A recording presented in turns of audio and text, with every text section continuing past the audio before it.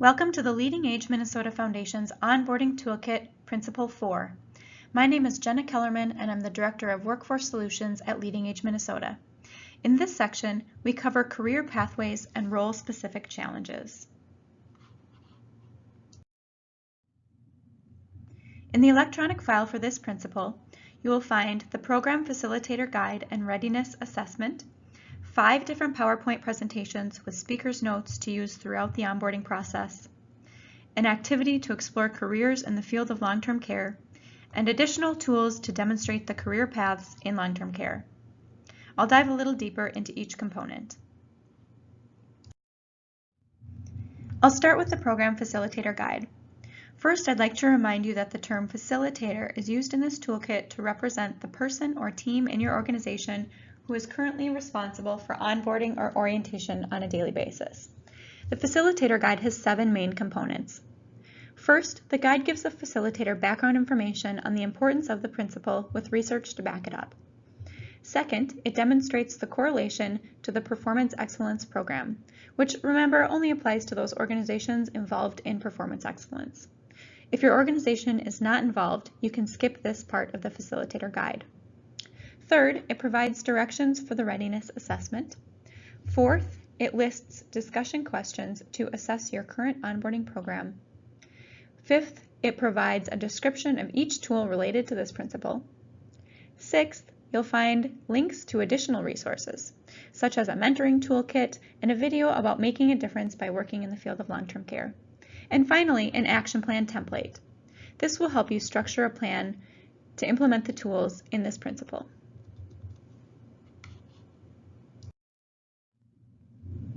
After the Facilitator Guide, you'll find the Readiness Assessment. You'll notice that each Readiness Assessment has the same format. It's a great way to get your baseline and then to identify areas to work on.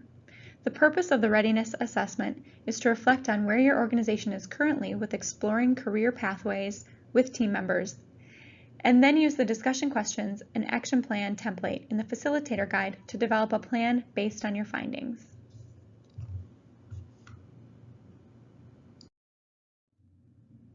Next, you'll find a series of slide decks. Within this principle, there are 5 customizable PowerPoints with speaker's notes. They cover working in long-term care. This presentation introduces employees to the many different career opportunities in our field. The next presentation is titled Role-Specific Challenges. The purpose of this presentation is to provide staff with a better understanding of how individual roles impact other colleagues and the benefits of working together as a team.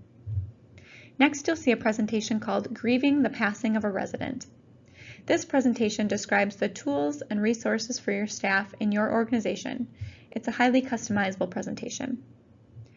Next, you'll see one titled Developing Smart Professional Development Plans. This includes planning the self-development of staff. There's an additional tool in this electronic file titled Employee Development Plan, which supports this presentation. And finally, you'll see a presentation titled Body Language and Relationships. This reviews nonverbal communication and finding solutions to challenges.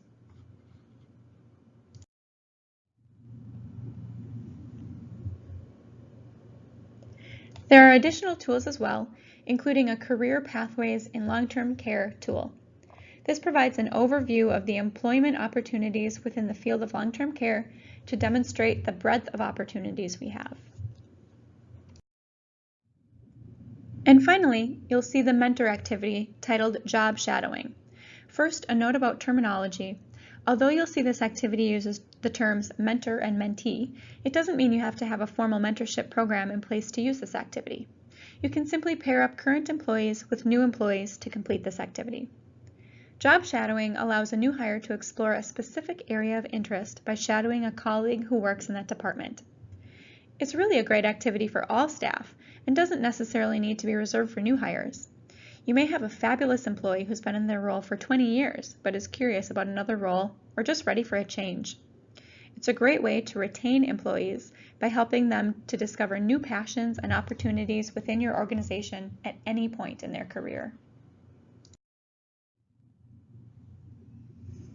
And that's it for this principle. A quick reminder, you'll notice that the activities list suggested times for completing each activity. It might be suggested to take 20 or 60 minutes with a certain activity, but remember, these tools need to work for you. Feel free to modify the activity or timing to fit with your onboarding process. You can expand or limit these activities as needed. Remember, you're always welcome to reach out if you have questions. Thanks for listening, and best of luck to you as you roll out this new onboarding principle.